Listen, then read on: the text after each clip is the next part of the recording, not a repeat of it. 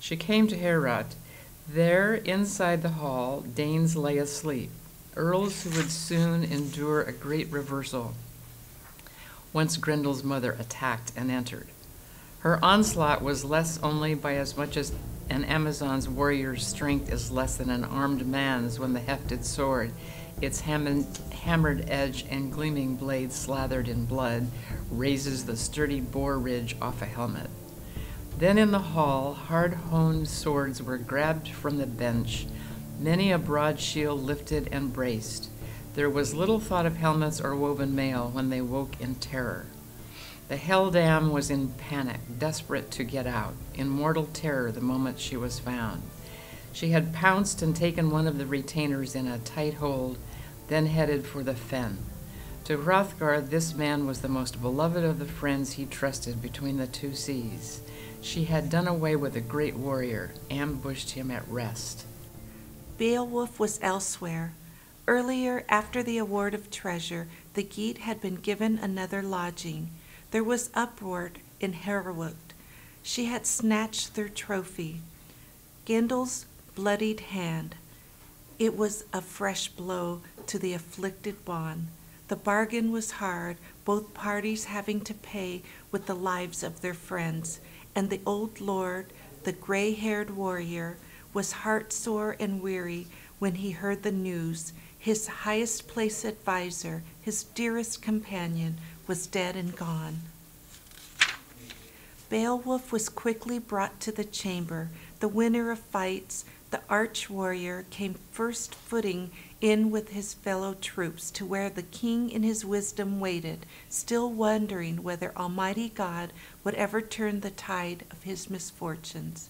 So Beowulf entered with his band in attendance, and the wooden floorboards bang and rang as he advanced, hurrying to address the prince of the Ingwins, asking if he'd rested since the urgent summons had come as a surprise. Then Hrothgar, the Shielding's helmet, spoke. Rest, what is rest? Sorrow has returned. Alas for the Danes, Aschere is dead.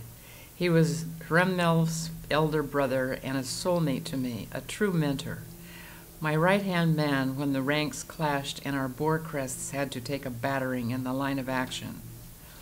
Aschere was everything the world admires in a wise man and a friend. Then this roaming killer came in a fury and slaughtered him in Heorot. Where she is hiding, glutting on the corpse and glorying in her escape, I cannot tell. She has taken up the feud because of last night when you killed Grendel, wrestled and racked him in ruinous combat, since for too long he had terrorized us with his depredations. He died in battle, paid with his life, and now this powerful other one arrives, this force for evil driven to avenge her kinsman's death. Or so it seems to thanes in their grief, in the anguish every thane endures at the loss of a ring-giver, now that the hand that bestowed so richly has been stilled in death. I have heard it said by my people in Hall, counselors who live in the upland country, that they have seen two such creatures prowling the moors, huge marauders from some other world. One of these things, as far as anyone can ever discern, looks like a woman. The other, warped in the shape of a man, moves beyond the pale, bigger than any man, any unnatural birth called Grendel by country people in former days. They are fatherless creatures, and their whole ancestry is hidden in a past of demons and ghosts. They dwell apart among wolves in the hills, on windswept crags and treacherous caches, where cold streams pour down the mountain and disappear under mist and moorland. A few miles from here, a frost-stiffened wood waits and keeps watch above a mere, and the overhanging bank is a maze of tree roots mirrored in its surface. At night there, something uncanny happens. The water burns, and the mere bottom has never been surrounded by the sons of men. On its bank, the heather stepper halts. The hart in flight from pursuing hounds will turn to face them with firm-set horns and die in the woods rather than dive beneath its surface. is no good place. When wind blows up and stormy weather makes clouds scud and the skies weep, out of its depth a dirty surge is pitched towards the heavens. Now help depends again on you, and on you alone. The gap of danger where the demon waits is still unknown to you. Seek it if you dare. I will compensate you for settling the feud as I did the last time, with lavish wealth, coffers of coiled gold, if you come back. Beowulf, son of Ecgtheow, spoke.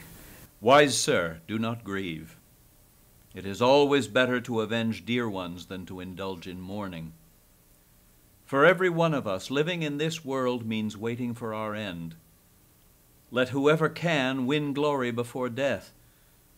When a warrior is gone, that will be his best and only bulwark. So arise, my lord, and let us immediately set forth on the trail of this troll dam. I guarantee you she will not get away, not to dens underground, nor upland groves, nor the ocean floor. She'll have nowhere to flee to. Endure your troubles today. Bear up, and be the man I expect you to be. With that, the old lord sprang to his feet and praised God for Beowulf's pledge.